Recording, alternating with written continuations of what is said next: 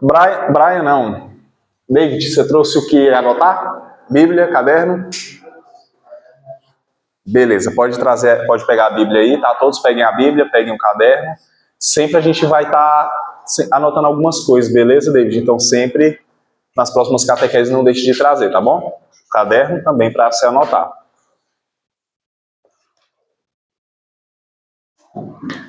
O tema da nossa catequese hoje, gente. O mistério da igreja. O tema da nossa catequese hoje, o mistério da igreja. Quem anotou o tema da catequese passada, leia para mim, por gentileza. Oi? A origem e a missão da igreja. Então, na catequese passada, nós vemos o quê? Tá ligado? Nós vimos que a igreja ela tem uma origem e ela tem uma missão. Nós entendemos quais são as dimensões que abrangem a igreja. Então, nós falamos de onde ela se originou, né? Os planos, que ela vem desde o Antigo Testamento, que ela foi então fundada por Cristo, sobre Pedro. Então, nós entendemos diversas coisas na catequese passada. Então, hoje nós iremos ver o que é esse mistério, o mistério da igreja. Então, eu vou pedir para que vocês anotem os versículos que nós iremos ler, tá? E aí, a gente, com o passar da catequese, a gente vai lendo, certo? Então, o primeiro é esse que eu li na oração inicial. Vamos lá, todo mundo anota aí. Efésios, capítulo 1, versículo 3 ao versículo 10. Efésios, capítulo 1, versículo 3 ao versículo 10. Trouxe a Bíblia, Ana Beatriz? Trouxe não? Você trouxe, Ana Luísa? A Bíblia? Abre aí para nós, Ana Luísa. Eu vou pedir para você ler esse versículo para nós. Efésios, capítulo 1, versículo 3 ao versículo 10. Todo mundo anotou?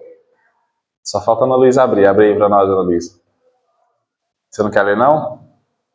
Yasmin, você lê para nós? Você tá rouca? Flávia, você me salva? Sim? Não? Se não quiser, não tem problema, não. Não quer, não? Vamos lá. Júlia, você lê para mim? Para nós, né? Então, você abre aí em Efésios, capítulo 1, versículo 3 ao 10. Só lembrando, por que eu estimulo a leitura? Prestem atenção aqui, ó. Por que eu estimulo a leitura, gente? Nós somos para os outros. E uma coisa que eu já disse para vocês, não tem nenhum problema ter vergonha. Eu já fui um homem extremamente vergonhoso em uma parte da minha vida, né? Um jovem, quando era mais novo, né? Ainda sou novo, mas não sou mais um adolescente. Eu era extremamente vergonhoso. E uma das coisas que me fez perder a vergonha foi o quê? Foi entender que Deus me fez para ser um presente para as outras pessoas. Então, vocês que têm vergonha, e eu me incluo nisso, que eu penso nisso todas as vezes que eu começo a sentir vergonha, tá?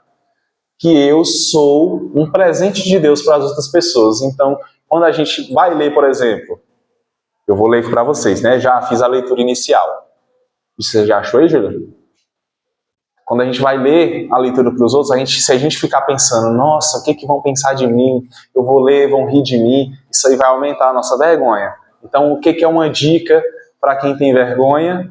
É pensar assim, eu tenho que ler bem, porque o meu próximo, o meu colega de catequese, a assembleia, merece uma leitura bem lida. Então, eu vou ler de uma maneira que os outros entendam, mas não porque eu quero ser elogiado ou porque eu quero ser bem visto, mas porque eu quero fazer um bom serviço ao meu irmão. Jesus, gente, ele desce lá do céu e faz leitura na missa, gente? Sim ou não? Vou perguntar de novo, acho que vocês não ouviram. Jesus, gente, na Santa Missa, ele desce lá do céu e ele faz a primeira leitura, gente? Sim ou não? Ele vem cantar o salmo? Ele vem celebrar a missa? Não. Ele faz tudo isso. Ele faz tudo isso. Boa tarde. Eu esqueci seu nome.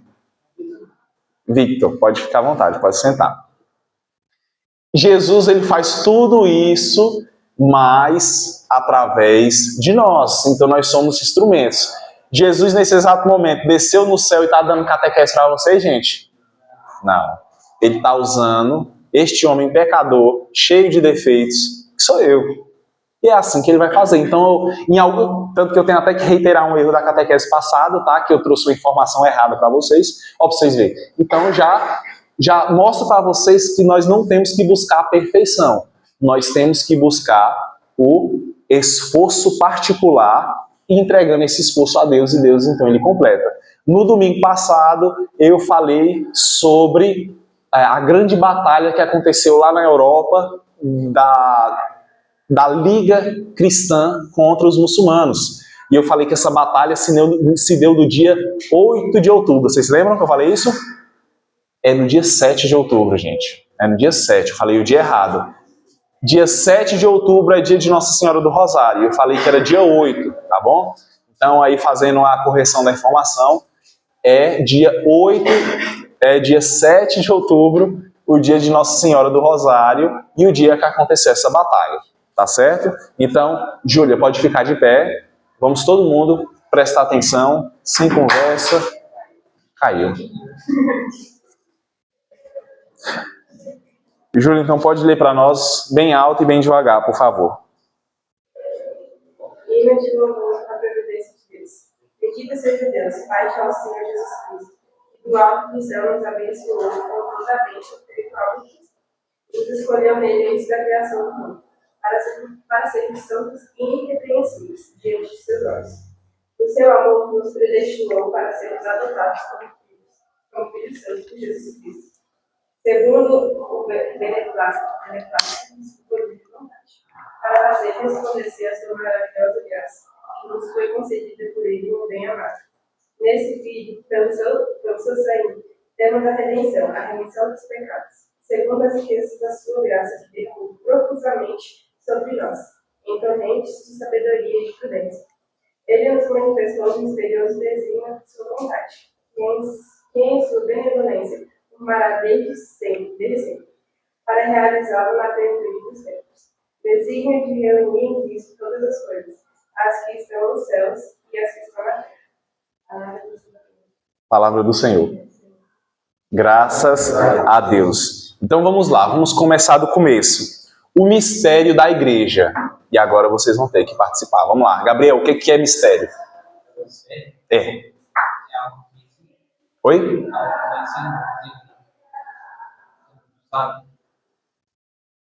Ana Beatriz, o que é mistério? Para você. Pode explicar do seu jeito, pode explicar mal explicado, não tem problema não. Mistério. Quando você pensa em mistério, você pensa em o quê? O mistério é? Algo misterioso. Algo misterioso. Faz sentido, né, gente? Mistério é algo misterioso. O que você acha, Ana Luísa? O que é mistério para você?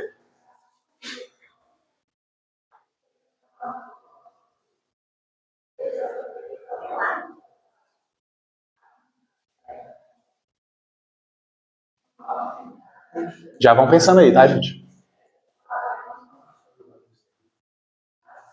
Concorda com a Ana Beatriz? Concorda com o Gabriel? Discorda?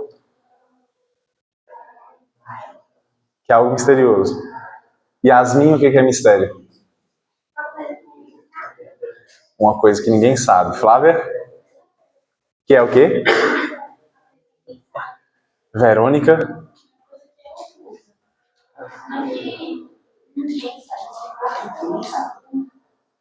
Yuri? Algo desconhecido? Victor, o que é mistério para você?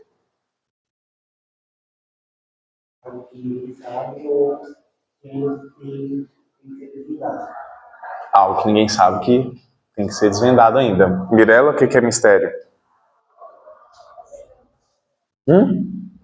Não sabe? Samuel? Mande aí, Samuel, a filosofia. Sabe não? Eduardo? Guilherme, o que é mistério? Sabe não? Brian? Júlia?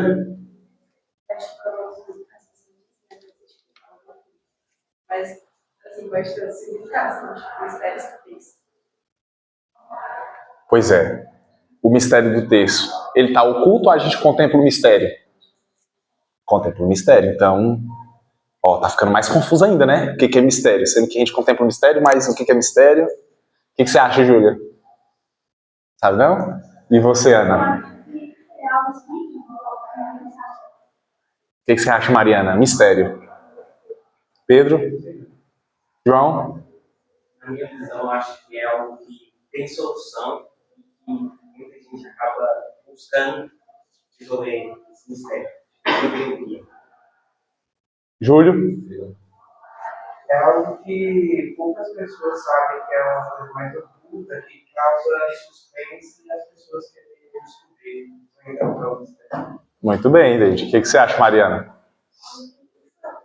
Algo que ninguém sabe. E você? O que você acha, Cauã?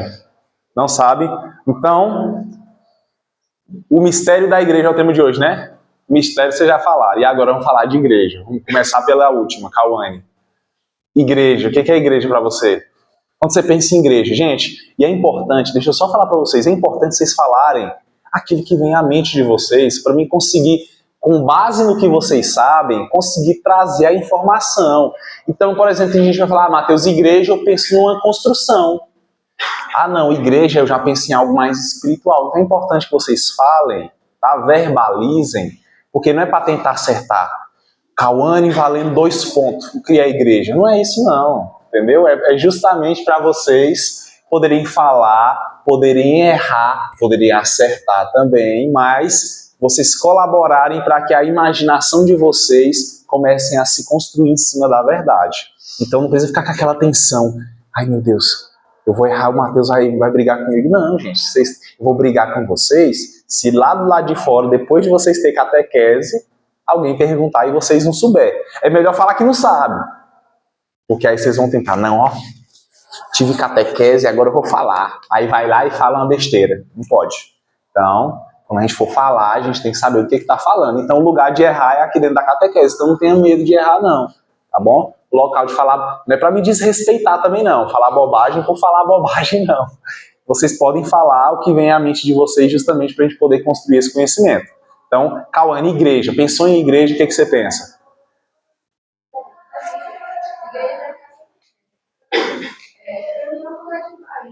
Onde eu posso me confessar, meio que desabafar, né? Mariana? Desculpa. David? A igreja para mim é mais ou menos um lugar que me traz a presença de Jesus, Nossa Senhora, que, como eu posso dizer, me faz sentir uma paz e me confessar. Júlio? Acho que é um lugar de paz, um lugar de se comunicar mais íntimo com Deus, fora da sua casa. João? A igreja, para mim, ao mesmo tempo ser a casa de Deus, é um tempo sagrado, onde a gente acaba tendo mais proximidade com Deus, tem momentos mais exclusivos. É um local extremamente de paz. É a paz que você tem com comunicação direta. Pedro?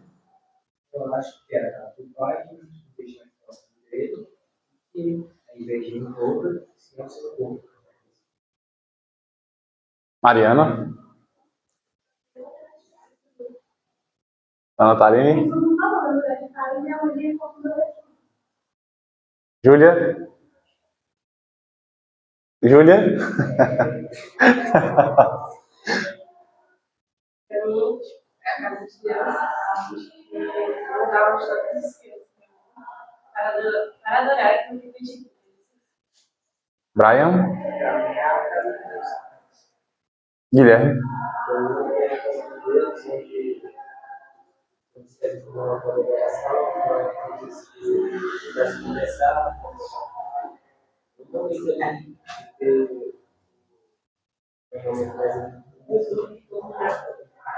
Mas pode repetir, não tem problema não. Obrigado, Guilherme. Casa de Deus.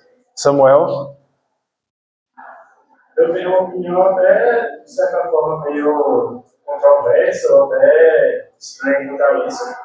Eu já tinha pensado nisso aí antes. A igreja, como todo mundo já falou, é a casa de Deus, a gente quer se confessar, tal.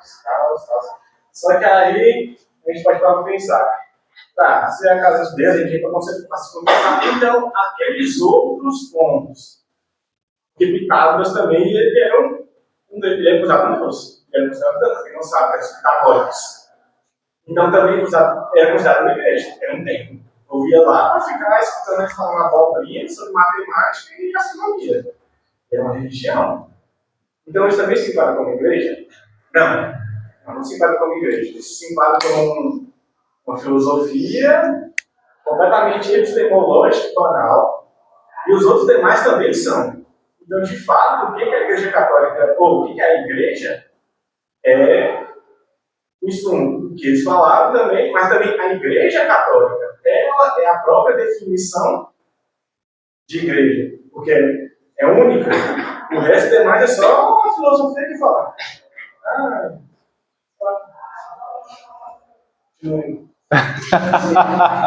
Obrigado, Samuel. Mirela? A igreja, para mim, é a casa de Deus, para se confessar, santificar e glorificar isso.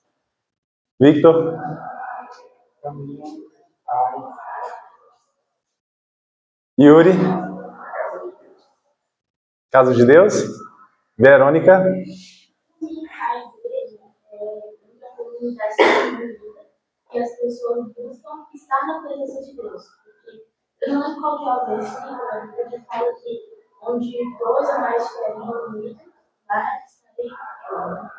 Então, para mim, não é só sobre o lugar em si, mas as pessoas e a intenção delas. Flávia? Yasmin?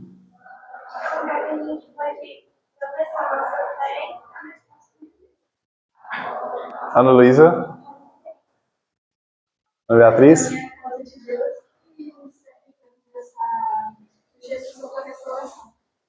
Gabriel? O que é a igreja para você?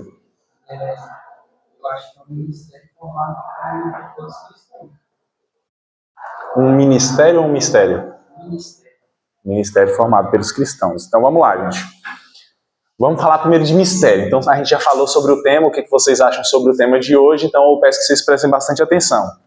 Quando a igreja fala em mistério, tá? Que, por exemplo, a gente falou dos mistérios do texto, a gente não está falando de uma coisa confusa, a gente não está falando de uma coisa estranha, ou a gente não está falando de uma coisa impossível de entender. O que é mistério, gente? Mistério, na fé que a gente professa, a fé cristã, católica, apostólica, é uma realidade de Deus que ultrapassa os nossos entendimentos, mas que o próprio Deus revela para nós.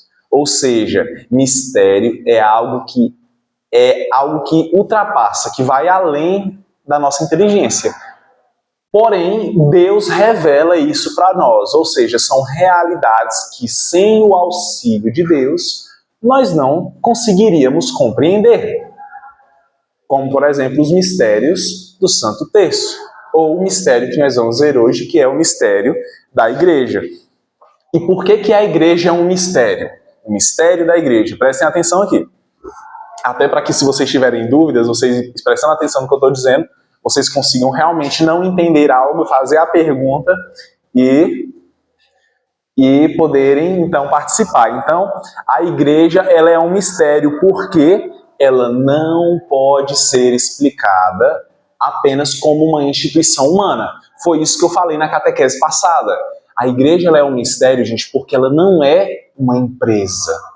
Ela não é um grupo. Ela não é onde assim, vamos lá galera, todo mundo assina aqui a ata aqui de participação, vamos fundar um grupo, vamos fundar um clube e isso ser uma organização meramente humana. A igreja, ela não é uma instituição humana. A igreja, ela tem dimensões. O que significa dimensões, gente? Ela tem realidades. É que nem, por exemplo, um prédio. O prédio, ele tem a dimensão externa, quando você entra dentro dele, ele tem os seus andares. Cada andar, ele tem um compartimento que cuida de alguma coisa, então são locais onde as pessoas vivem, cada local vive uma pessoa diferente, então são dimensões. A igreja, ela tem dimensões diferentes. certo? Então, prestem atenção. A igreja, quais são as dimensões que a gente precisa entender para a gente compreender o porquê que ela é um mistério? A igreja, ela tem uma dimensão visível. Vocês lembram que a gente falou disso na catequese passada? A igreja, ela tem a sua dimensão visível por quê? Porque ela é formada de pessoas, ela é, como a Verônica disse, uma comunidade, ela tem padres, bispos, papa, sacramentos, celebrações, documentos e uma história. Tudo isso é visível, gente? Sim ou não? É a realidade visível. Porém, isso também é o que compõe, tirando umas nomenclaturas, bispo, papa, é o que compõe qualquer instituição humana. A igreja, ela é composta, gente, apenas por esses elementos visíveis que eu falei, gente? Sim ou não? Não. Quais são os outros elementos, as dimensões que são invisíveis? Qual é o nome que a gente dá para as dimensões invisíveis, gente, na vida do cristão? É a dimensão... Vamos lá. A dimensão que ela é visível é a dimensão material. A dimensão invisível, portanto, é a dimensão espiritual. E material seria ali uma forma da gente pegar o termo material e colocar um antagonismo, mas o melhor é dimensão espiritual. E quais são as dimensões espirituais da Igreja Católica? Da Igreja? Ela nasce do plano de Deus. Deus, ele nasce. Deus, ele é uma realidade humana, gente. Sim ou não? É uma realidade que vai além, gente, não é isso? É uma realidade espiritual. Por isso que ela é uma dimensão espiritual. Ela é fundada em Cristo. Ela é fundada em Cristo. A fundação da igreja é em Cristo, gente. E nós já entendemos que ela foi, então, uma realidade que ele fez através da sua missão missionária. E ele funda a igreja principalmente com a sua morte e ressurreição. Essa realidade é uma realidade puramente humana, gente? Sim ou não? É puramente humana, gente? Um homem criar uma instituição com a sua morte e ressurreição? Não é. Então, isso mostra a outra parte dessa dimensão espiritual. E a outra dimensão espiritual, ela é vivificada, ela é alimentada, ela é guiada, ela é preenchida pelo Espírito Santo. Agora vocês têm que responder bem forte. Essa vivificação do Espírito Santo é uma realidade humana, gente? Sim ou não? Não é. Não é.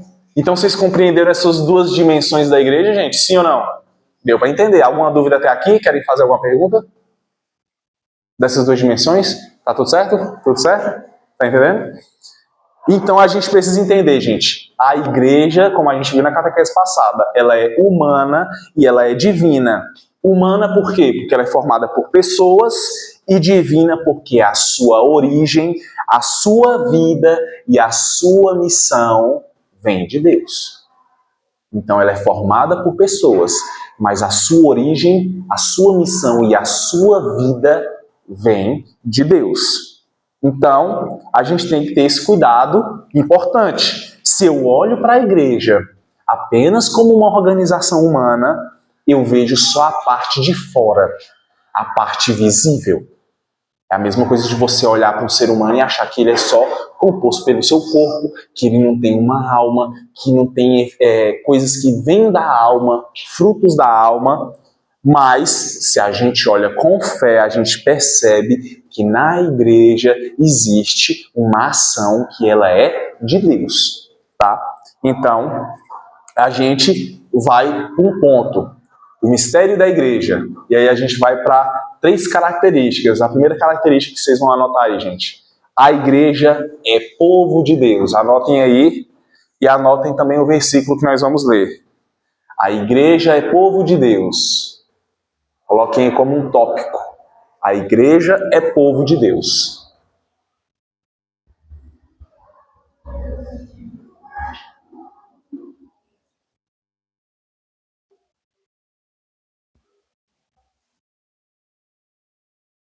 Lembrando para todos, tragam Bíblia e tragam caderno para que a gente possa desenvolver bem a nossa catequese. Não deixem de trazer, tá? Quem não trouxe hoje. A igreja é o povo de Deus. E aí o versículo, Êxodo 19, do 3 ao 6. Êxodo 19, do 3 ao 6. Gabriel, abre aí para nós. Êxodo 19, do 3 ao 6. Então, gente, a primeira imagem que ajuda a gente a entender o que é esse mistério da igreja, entender o mistério da igreja, é essa. A igreja é o povo de Deus. Deus, ele não quis salvar a igreja como se fosse salvar uma pessoa sozinha. Desde o Antigo Testamento, nós vimos isso com profundidade na catequese passada. Deus chama, reúne, conduz e forma um povo. Deus, ele chama, conduz, reúne e forma, dá forma para um povo. Desde o Antigo Testamento, Deus faz isso. Então, Deus, ele não tem essa salvação puramente singular. Deus não veio para salvar indivíduos, mas um coletivo de indivíduos, que é o povo de Deus. Você conseguiu achar, Gabriel? Êxodo 19, do 3 ao 6? Então vou convidar você a ficar de pé, ler bem alto e bem devagar para que todo mundo consiga entender a leitura. Vamos lá, gente, prestar bastante atenção. Moisés subiu em direção a Deus, e ao Senhor o chamou do alto da montanha destes termos. Eis o que dirias às famílias de Jacó, eis o que anunciares aos filhos de Israel. Vistes o que fiz aos egípcios, e como vos tenho trazido sobre as asas de águia para junto de mim?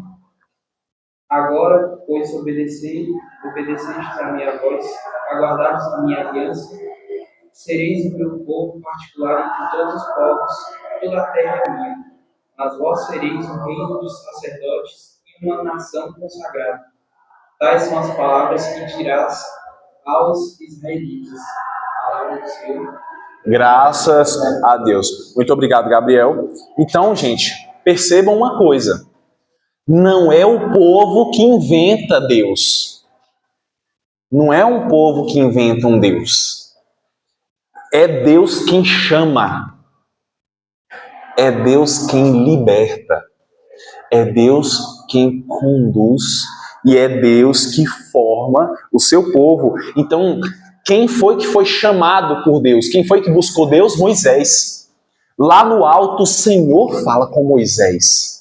E ele diz o que Moisés deveria dizer ao povo. Moisés, o que Moisés era? Era um discípulo, gente? Sim ou não? Não. Moisés era um apóstolo? Moisés era um profeta? Moisés era um profeta. E Deus coloca na boca de Moisés aquilo que ele deveria falar.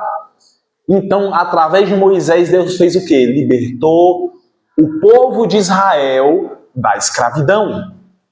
Deus libertou o povo da escravidão do Egito. Deus, através de Moisés e através do seu amor, forma uma aliança com o povo de Israel. Deus, através da sua presença, através da sua palavra, através da obediência que o povo vai ter, Deus quer santificar esse povo, levar esse povo a um povo que seja perfeito, obediente à sua palavra. E isso, gente, é o que traz para nós a compreensão do que vai ser a igreja no futuro. Uma igreja que o seu objetivo é libertar o povo, não mais da escravidão dos egípcios, mas da escravidão do quê, gente? Da escravidão do pecado. Deus, ele quer fazer uma aliança com o povo de Israel no Antigo Testamento. Com que povo agora Deus quer fazer aliança, gente? Vamos ver. Qual é o primeiro sacramento, gente, que a gente tem que receber na Igreja Católica? Qual é? O batismo. Então, antes era com um povo que tinha uma linhagem sanguínea. Assim falarás à casa de Jacó e anunciará aos filhos de Israel. Foi o que o Gabriel leu. Isso quer dizer o quê, gente? Que ele quer fazer uma aliança com o povo que é reconhecido pelo sangue que corre nas veias. Filhos de Jacó, foi o que eu falei para vocês. Jacó teve quantos filhos? Quantos? 12 filhos. Que são as 12 tribos de Israel, as 12 tribos de Jacó. Então, é uma linhagem sanguínea. Agora, o povo de Deus não é mais uma linhagem de sangue. Agora é uma linhagem a partir do batismo. A filiação agora é uma filiação batismal. E tudo isso foi prefigurado no Antigo Testamento. Vocês estão, olhem para mim, vocês estão conseguindo entender esse paralelo, gente? A gente conseguindo identificar a igreja. Quando a gente olha para o Antigo Testamento, gente, estão conseguindo perceber ou não? Sim? Então a gente agora vai para uma leitura agora falar do Novo Testamento. Vamos lá. Anotem aí a segunda leitura ainda dentro da igreja, o povo de Deus. 1 Pedro, capítulo 2, do 9 ao 10. Primeira carta de São Pedro, então, 1 Pedro, capítulo 2, do 9 ao 10. 1 Pedro, capítulo 2, do 9 ao 10. João, você lê para nós? 1 Pedro, capítulo 2, do 9 ao 10. Então, gente, isso aí para a gente entender com essa leitura desse versículo, no Antigo Testamento, Deus forma Israel. Deu para entender, né? Deus Pai, através dos profetas, forma um povo, que é o povo de Israel. Agora, em Cristo, Deus reúne um novo povo que vai fazer uma aliança. Qual é o nome desse povo? É Todo mundo me responde. Qual é o nome desse povo? A igreja. Antes era Vamos lá. Qual era o nome da antiga aliança? Era o povo de E agora o novo povo com essa nova aliança, a aliança que é eterna, é a igreja. Então, conseguiu achar aí, João? Conseguiu achar? Pode ficar de pé, leia para nós aí, bem alto e devagar, por favor. 1 Pedro, capítulo 2, do 9 ao 10. Vós, porém, sois uma raça escolhida, sacerdotes fiéis, uma nação santa, um povo adquirido para Deus, a fim de que publiqueis as virtudes das terras que chamou a sua luz maravilhosa. Vós que outrora não ereis seu povo, mas agora sois povo de Deus. Vós que outrora não tinhais alcançado misericórdia, mas agora alcançais misericórdia. Palavra do Senhor. Graças a Deus. Muito obrigado, João. Então, gente, São Pedro, ele está dizendo que os cristãos, eles não são pessoas soltas que acreditam em Jesus. Não são pessoas que, não, eu acredito de Jesus aqui do meu canto, você acredita de Jesus dali. E aí nós, pessoas ali, pequenos grupos soltos, vamos acreditando e vamos ter fé em Jesus. Não é isso que é a igreja. A igreja, ela é um povo chamado por Deus. A igreja é um povo de Deus porque Deus reúne as pessoas em uma pessoa. Qual é o nome dessa pessoa? Então vamos lá. A igreja é o povo de Deus porque Deus reúne as pessoas em torno de uma pessoa. E essa pessoa é? Jesus Cristo. Então esse povo, gente, tem que ficar claro isso para vocês. O povo de Deus, gente, o povo de Deus agora, não era o antigo povo, mas o povo atual e eterno. Não é mais definido por raça, país, sangue, classe social, aparência, inteligência ou força humana. Não é mais definido por isso, tá? Agora é definido por uma virtude teologal e um sacramento. A virtude teologal é a fé. O povo agora é definido pela fé, pelo batismo, que é o primeiro sacramento que o cristão recebe, pela comunhão com Cristo, que é o outro sacramento fundamental na vida do cristão, fundamental. Sem esse sacramento, a gente não vive a vida do povo de Deus. e a vida, a ação do Espírito Santo. Então, isso precisa estar claro. Agora, o povo de Deus ele é reconhecido pela fé, pelo batismo, pela comunhão com Cristo e a ação do Espírito Santo. Agora, a gente não precisa ficar perguntando: você é filho de quem? Seu pai é filho de quem? De onde vem a sua linhagem? De que tribo você é?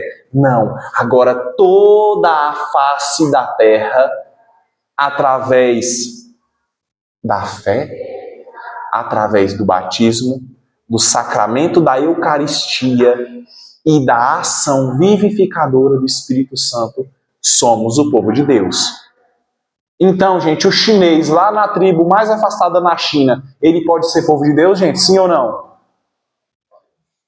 Hã? Pode. Antes de Jesus Cristo, ele podia?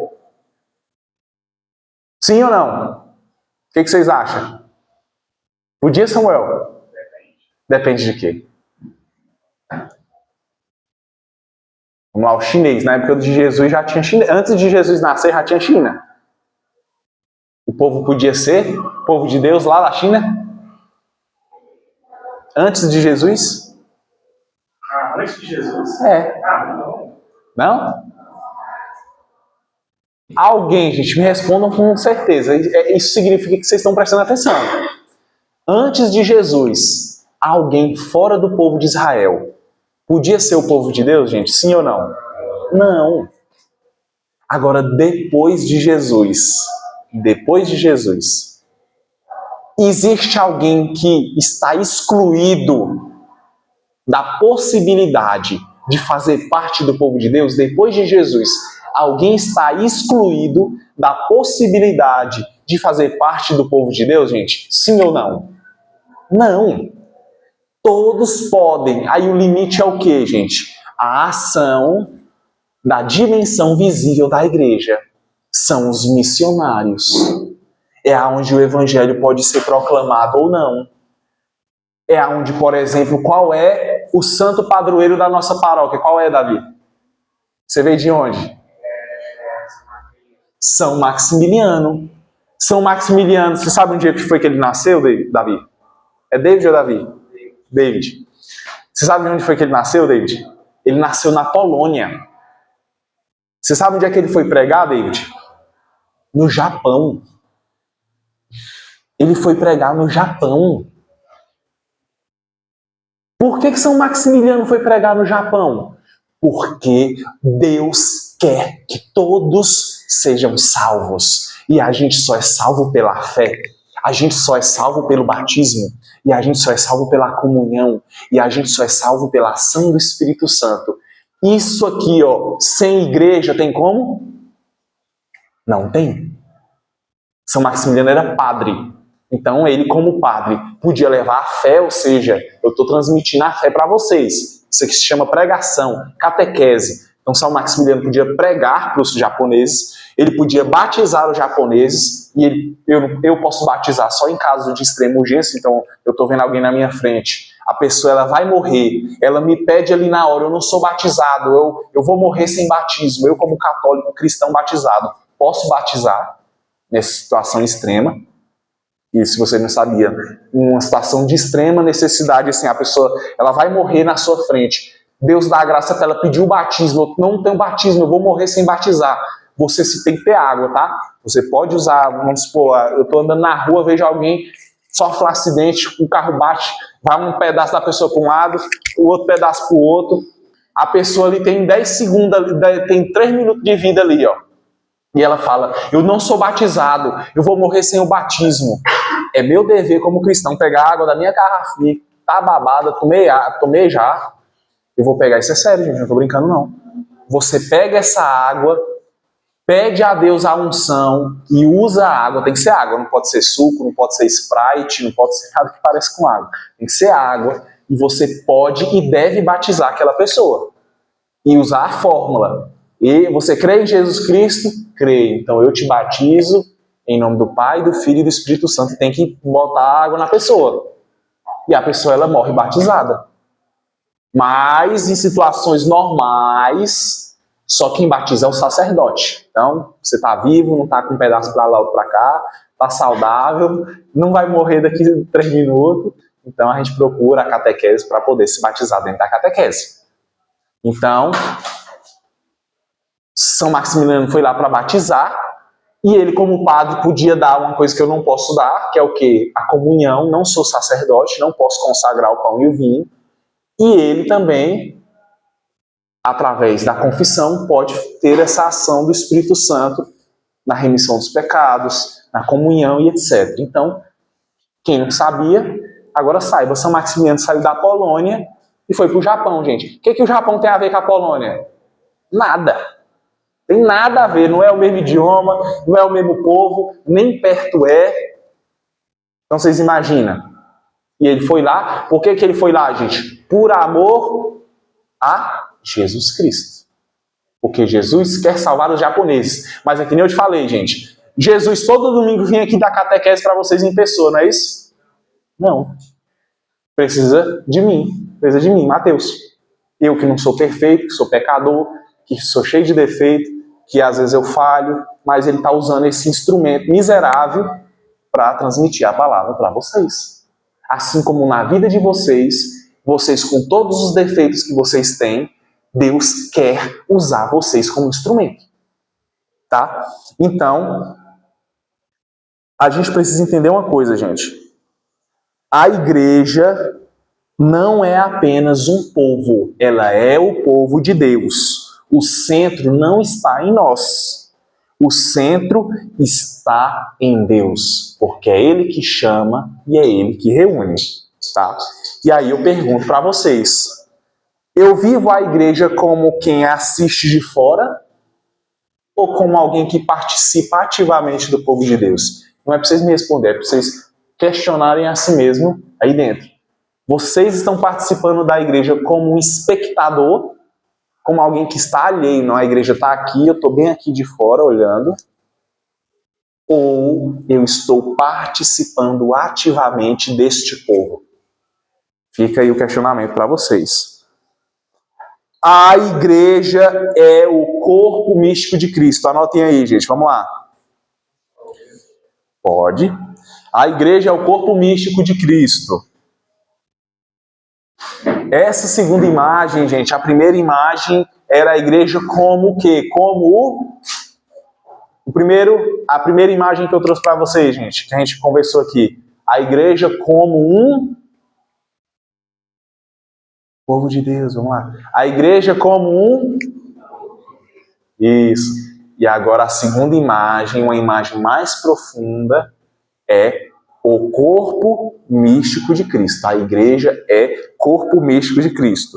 Anotem aí o versículo em relação a esse tópico aí. 1 Coríntios 12. Já vai abrindo aí, Guilherme. 1 Coríntios 12, do 12 ao 27. Nós vamos ouvir São Paulo explicando sobre essa imagem do corpo místico de Cristo. Tá?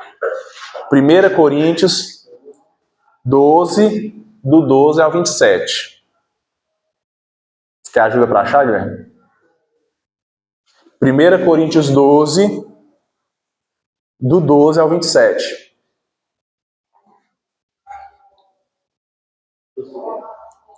Primeira Coríntios 12, do versículo 12 ao versículo 27. Show? Pode ficar de pé e ler para nós aí bem alto e bem devagar. Porque, como o corpo é um todo comunido com muitos membros, e todos os membros do corpo, embora muitos, formam um só corpo, assim também é Cristo. Em um só Espírito, fomos batizados todos nós, para formar um só corpo, judeus ou gregos, escravos ou livres, e todos fomos impregnados no mesmo Espírito. Assim, o corpo não consiste em um só membro, mas em muitos. Se o pé dissesse, eu não sou a mão, por isso não sou do corpo, acaso deixaria ele de ser do corpo? E se a orelha dissesse, eu não sou o olho, por isso não sou do corpo, deixaria ela de ser um corpo? Se o corpo todo fosse olho, onde estaria o ouvido? Se fosse todo ouvido, onde estaria o olfato? Mas Deus dispôs no corpo cada um dos membros como lhe aprouve. Se todos fossem um só membro, onde estaria o corpo?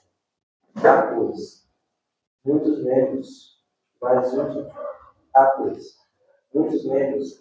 só corpo. O olho não pode dizer amém. Eu não preciso de ti, nem a cabeça aos pés, não necessito de vós. Antes, pelo contrário, os membros do corpo que parecem os mais fracos são os mais necessários. E os membros do corpo, temos por menos honrosos, a esses cumprimos por mais difícil. Os que em nós são menos decentes, decantamos-nos por maior interno. Ao passo que os membros decentes não reclamam de tal cuidado, Deus dispôs o corpo de tal modo que deu maior honra aos membros do corpo, para que não haja dimensões no corpo, e que os membros tenham o mesmo cuidado uns para os outros. Se um membro sofre, todos os membros padecem com ele. E se um membro é tratado com carinho, todos os outros congratulam por ele. Ora vós, sois o corpo de Cristo, e cada um de sua parte é um dos seus membros. Palavra do Senhor. Graças a Deus. Gente, eu vou lendo, pode sentar. Gente, eu vou ouvindo isso aí, vai me dando uma alegria. Não sei se vocês ficam contagiados com essa emoção, que é isso que São Paulo está falando. Gente, olha só que coisa maravilhosa. Tipo assim, eu já li esse versículo tantas vezes, mas quando ele diz isso aqui, ó, eu às vezes ainda parece que está caindo na ficha, parece que eu nunca ouvi isso na minha vida. Se o pé dissesse, eu não sou a mão, ó pra você ver, se o pé dissesse, São Paulo tá falando, o Guilherme leu, se o pé dissesse, eu não sou a mão, por isso eu não pertenço ao corpo, nem por isso ele deixaria de pertencer ao corpo. Ou se o ouvido dissesse, olha só que coisa interessante que São Paulo está nos dizendo, eu não sou o olho. Olha o ouvido falando, eu não sou o olho, por isso eu não pertenço ao corpo, nem por isso ele deixaria de pertencer ao corpo. No finalzinho eu acho interessante porque, ó, se um membro sofre, todos os membros sofrem com ele. Se um membro é honrado, todos os membros se alegram com ele. Olha só, gente, ó, deixa eu falar uma coisa para vocês. Olha, exemplo, eu ia dar um exemplo, assim, que é comum a todos vocês, mas eu quero colocar o que aconteceu comigo recentemente. Quinta-feira passada, eu sofri um acidente de moto. E aí eu tô com o meu pé machucado. Até agora eu tô aqui, ó, a moto caiu em cima do meu pé, amassou meu pé tá doendo. Só que vocês têm que entender uma coisa, e aí é onde eu pergunto pra vocês. Quando vocês vão lá e machucam uma parte do corpo de vocês, é só a parte do corpo que tá doendo, que tá sofrendo, ou é o corpo todo que sofre, gente? Quando vocês vão lá, a gente pensa, vocês estão lá na casa de vocês, de boa, tranquilo, na maior tranquilidade, de repente vocês calculam o espaço mal calculado e desce com o dedinho na quina da cama, aquela batida assim mais bem dada, aquela assim que o dedo chega, quem dói é o dedinho ou é o corpo todo que sofre, gente? A boca geme, aí a cara faz uma careta, entendeu? A mente já vem aquelas palavras bonitas, né, pra você falar. Então, o dedinho bateu, né? O dedinho bateu na quina da cama. O problema é do dedinho ou é o problema do corpo todo? É do corpo todo, né? Então, gente, isso é a forma que a gente vai conseguir entender a igreja. Da mesma forma, gente, vamos supor, vocês vão lá e tem uma conquista, vocês se formam no ensino médio, ou então quando vocês forem se formar na faculdade de vocês vão lá, vão receber lá o canudo lá, que eu esqueci agora o nome, vão colar grau lá bonitinho, e a pessoa vai chegar lá para você, olhando no seu rosto, parabéns fulana, pela sua conquista, que você seja um excelente profissional, ou então para os meninos aqui, ó, você vai lá, você participa de um campeonato de luta, e você consegue finalizar, ou então dar um golpe lá que te dá mais pontos, você consegue sair campeão daquele campeonato, e alguém vai lá e te parabeniza. Parabéns, fulano. e olhando no seu rosto. A pessoa está dando parabéns só para o seu rosto, ou ela pegou na sua mão, ela está dando parabéns só para a sua mão, ou você está sendo, então, glorificado, recebendo aquelas glórias, aquelas parabenizações de corpo todo, gente. De corpo todo. Então, a parte ruim sendo da menor parte do dedo, dedinho mindinho, a gente já entendeu que é o corpo todo que participa. Agora, a parte boa também. A igreja da mesma maneira. A igreja, gente, São Paulo está nos ensinando que a igreja ela é uma comunhão viva, assim como um corpo. Se alguém chegar agora e pisar no meu dedinho, eu vou sentir no corpo todo a dor, eu vou reclamar, não vou ficar problema do dedinho, ele que se lasque. Não é assim que funciona. A igreja também ela é uma comunhão viva, ela não é um monte de pessoas isoladas, igual a gente. A gente não é um monte de parte de corpo isolada, não. A mão trabalha isolada, o pé trabalha isolado, a mão direita e a mão esquerda não tem nada a ver uma com a outra, não. A gente é um conjunto integrado, e a igreja também é da mesma maneira. Então a gente precisa desenvolver, gente, a gente precisa entender 3 pontos. A igreja, ela é o corpo místico. Ela é o corpo místico de alguém, ela é o corpo místico de Jesus Cristo, como a igreja como corpo místico de Cristo, de Jesus. Cristo é qual parte do corpo? A cabeça. Então a igreja, ela não pertence primeiro à estrutura visível, ela não pertence aos padres, aos bispos, aos leigos, aos movimentos, às pastorais, nada disso. A igreja, ela pertence todo mundo responde, a igreja pertence a Cristo. Cristo é a cabeça, porque Ele conduz, Ele alimenta e Ele dá a vida à igreja. De uma maneira saudável, gente. O alimento que nutre o nosso corpo entra por onde? Entra que faz parte da cabeça. Se você pega um corpo, o corpo está saudável, tem morte cerebral, esse corpo ele vai fazer o quê, gente? Não, ele está vivo, está lá, o coração está funcionando, está bombeando sangue, o pulmão está funcionando, se colocar comida o estômago vai digerir, mas se o cérebro morreu, o corpo ele tem vida? Não, ele está lá em um estado de inanimação, ele não tem ânimo, porque quem controla o corpo é o que? Quem conduz o corpo é a cabeça, e Cristo é a cabeça. Então uma igreja sem Cristo, ela é o que? Ela não é nada. Nós somos os membros, gente, deste corpo, do qual Cristo é a cabeça.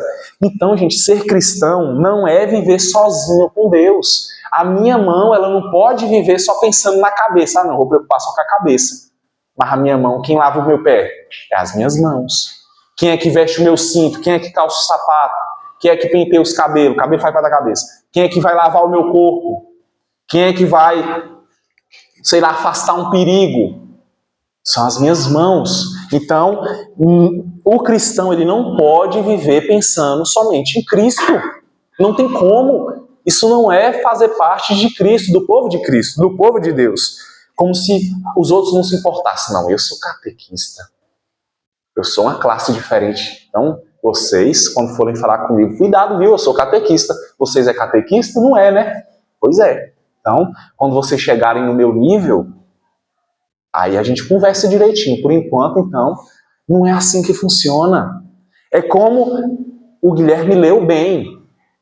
As menores partes são aqui o corpo dá mais honra, como o Guilherme, as partes indecentes, né? As nossas partes indecentes são as partes que a gente mais cuida, com mais cuidado e protege, esconde. Então é da mesma maneira.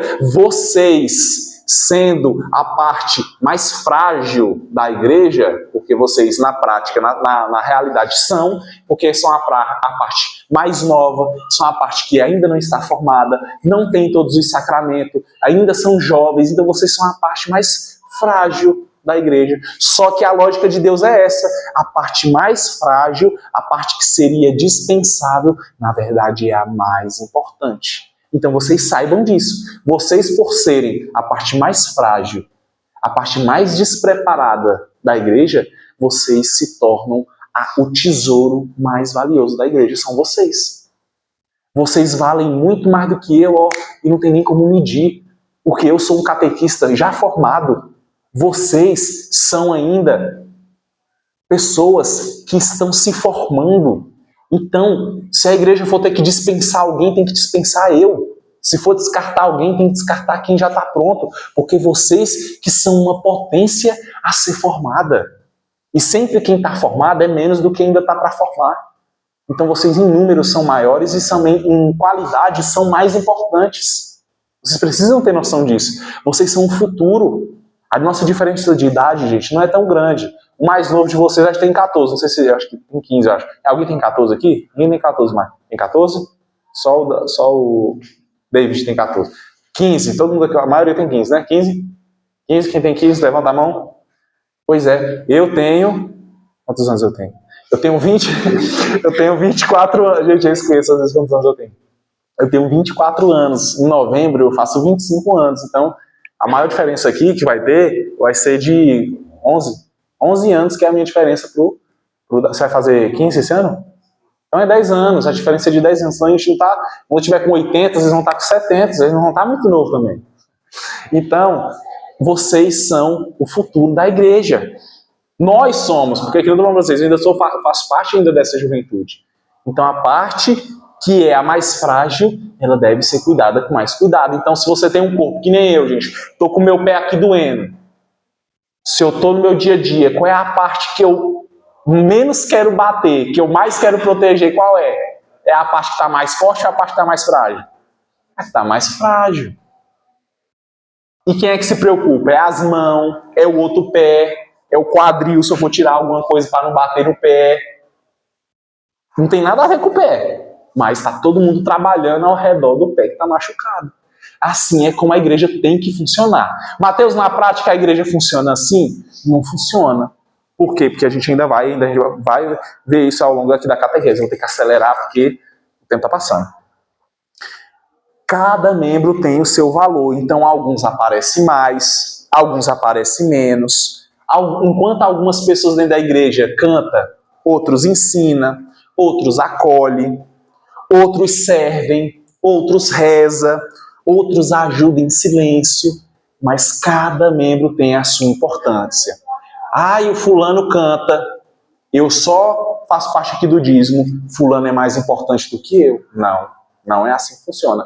Cada membro tem a sua importância e a sua função. Então, para a gente conseguir entender, a igreja é o corpo de Cristo, Cristo é a cabeça e nós somos o quê? Os membros. E cada membro tem a sua missão. Então, se a gente, entende a igreja como um corpo, a divisão, a fofoca, a inveja, a indiferença, o desprezo, machuca só um membro ou machuca o corpo todo, gente? O que a gente falou, gente? Quando um membro se fere, é o membro que sofre ou é o corpo todo? Então, quando a gente vê fofoca, divisão, contenda, tudo que não presta na igreja, a igreja é quem sofre. E principalmente a que é Jesus Cristo. Então, pergunta para que vocês aí façam dentro do coração de vocês. Se a igreja é o corpo de Cristo, que tipo de membro que eu tenho sido? Presente ou indiferente? Afastado, ferido, ativo, disponível? Que tipo de membro, gente, nós estamos sendo dentro da igreja? Anotem aí, o último ponto. A igreja é templo do Espírito Santo. E aqui eu vou ler, viu? Não vou pedir para ninguém ler, não, só pedir para vocês anotar para a gente correr mais rápido. Que eu falo bem pouquinho. A igreja é o templo do Espírito Santo. Vamos lá. Vou tentar terminar a catequese em 10 minutos. A igreja é o templo do Espírito Santo. Anotaram aí? Efésios 2, 19 ao 22. Anotem aí rapidinho, gente. Efésios 2, do 19 ao 22. E o último versículo para vocês guardarem as coisas. Primeiro é Efésios 2, 19 ao 22. E o segundo é 1 Coríntios 3, 16 ao 17. Vamos lá. O primeiro versículo é Efésios 2, 19 ao 22. E o segundo versículo é 1 Coríntios 3, do 16 ao 17. Todo mundo anotou os dois versículos? Sim? Então podem guardar os seus materiais. Efésios 2, 19 e 22. Efésios 2, 19 e 22. 1 Coríntios 3, 16 ao 17. Foi? Alguém quer que repita? Então vamos prestar atenção, gente. Guardem os materiais em silêncio, sem falar com o coleguinha, prestando atenção em mim. Guarda assim, ó. Guarda as coisas olhando para mim. Vamos lá. Efésios. Portanto, já não sois estrangeiros, nem hóspedes, mas concidadãos dos santos e membros da família de Deus. Fostes edificados sobre o fundamento dos apóstolos e dos profetas, tendo como pedra angular o próprio Cristo Jesus. Nele toda a construção se ajusta e cresce para formar um templo santo no Senhor. Nele também vós sois integrados na construção para vos tornardes morada de Deus pelo Espírito Santo.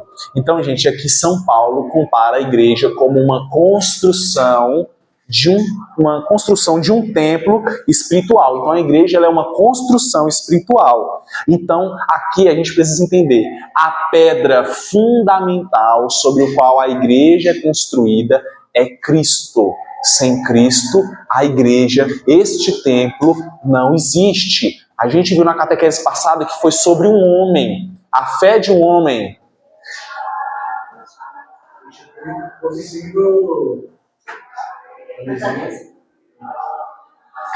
A igreja ela foi construída sobre a fé de um homem chamado Pedro, mas a pedra angular da igreja é Cristo. Pedro, ele é o homem sobre o qual a dimensão visível precisava existir. Jesus, ele não poderia ser o primeiro Papa. Ele não poderia ser o primeiro Papa, porque ele precisava ir para a direita do Pai, para quando ele à direita do Pai, tornando o nosso corpo humano na presença do Pai, o Pai glorificando este corpo e tornando esse corpo o rei do universo, a parte humana de Cristo então seria o canal, a ponte sobre o qual a graça, sobre o qual o Espírito Santo, sobre o qual a terceira pessoa da Santíssima Trindade pudesse então preencher a gente. Então, o vigário de Cristo é Pedro e os papas, mas a pedra fundamental, principal da igreja é Jesus Cristo. E os apóstolos e os profetas fazem parte desse fundamento. O que seria do povo de Israel sem os profetas? Nada. Eles teriam acabado. O que seria da igreja sem os apóstolos? Sem Pedro, sem João, sem Tomé, sem Tiago, sem Filipe. O que seria da igreja, gente? Nada. A igreja tem essas colunas.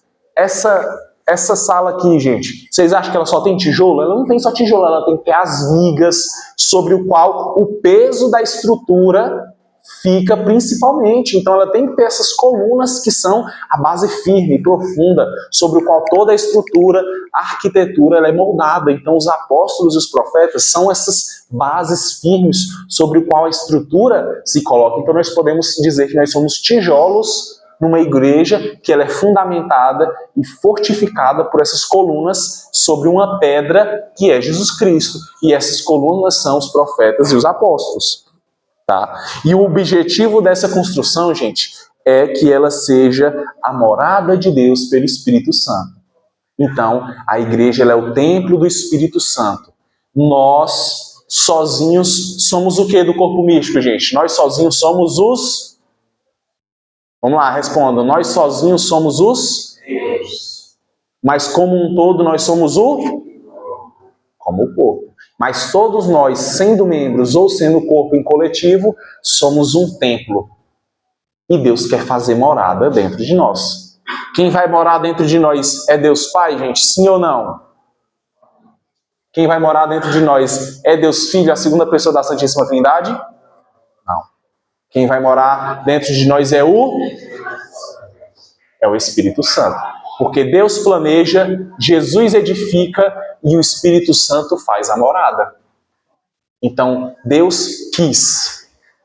Deus Pai quis. Deus Filho edifica a obra. E quem vai morar dentro dessa obra é o Espírito Santo. Então, para a gente finalizar, vou ler o versículo que eu pedi para vocês anotarem. 1 Coríntios. Não sabeis que sois templo de Deus e que o Espírito de Deus habita em vós? Se alguém destruir o templo de Deus, Deus o destruirá. Pois o templo de Deus é santo, e esse templo sois vós. Então, gente, se a igreja é um templo do Espírito Santo, então ela não pode ser tratada como algo qualquer. Vocês não podem se tratar como algo qualquer. A comunidade, a igreja, ela não é um clube, não é uma empresa, não é um palco de vaidade, ela não é um lugar de disputa onde a gente está brigando para ver quem é o maior, um ambiente de fofoca, uma reunião social qualquer. É o que a gente não deve fazer, mas é o que às vezes a gente identifica, não é, gente? Infelizmente. E a gente tem que sempre começar olhando para nós mesmos. Então, gente, nós precisamos entender que a igreja ela é santa não porque os seus membros eles são perfeitos, mas porque Cristo é santo, porque Cristo é perfeito. Vocês lembram? A igreja ela tem a dimensão visível, mas a dimensão visível, gente, essa dimensão que vocês estão vendo aqui, ó, é a dimensão feia, é a dimensão suja, é a dimensão pecadora, é a dimensão torta, é a dimensão miserável.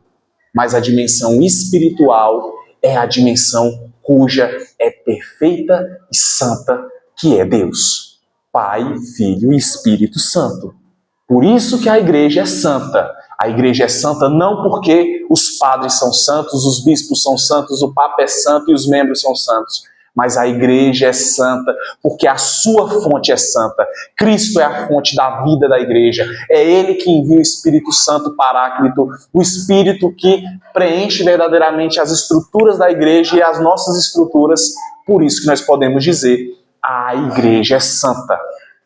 Então a gente nunca pode falar, vou sair da igreja por causa do padre pecador, vou sair da igreja por causa do mau catequista, vou sair da igreja pelo mal paroquiano. A gente tem que ter compaixão e piedade, porque se a mão tá ferida, a gente mata o corpo, não é isso que a gente faz? Se a mão tá ferida, se o membro tá ferido, o membro não tá fazendo o que deveria fazer, o que o corpo vai fazer? O que eu falei para vocês? Meu pé tá machucado, agora meu corpo vai lá e cortar o pé? O que o corpo vai fazer com o meu pé agora?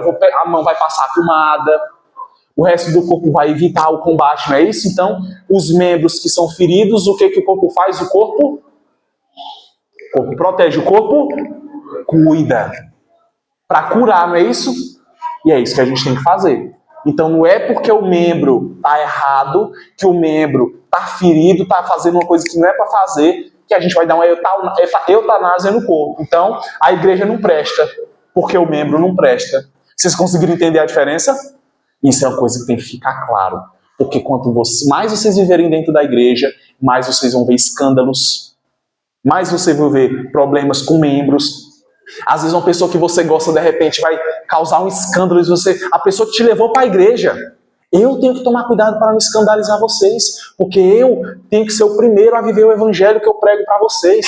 Então, se eu estou bem aqui, ó, catequizando vocês, e de repente vocês me veem numa biqueira de droga, vocês me veem num bar, caindo pelos pedaços aí, tomando cachaça, xingando alguém, vocês me veem espancando alguém na rua, isso aí vai deixar vocês felizes?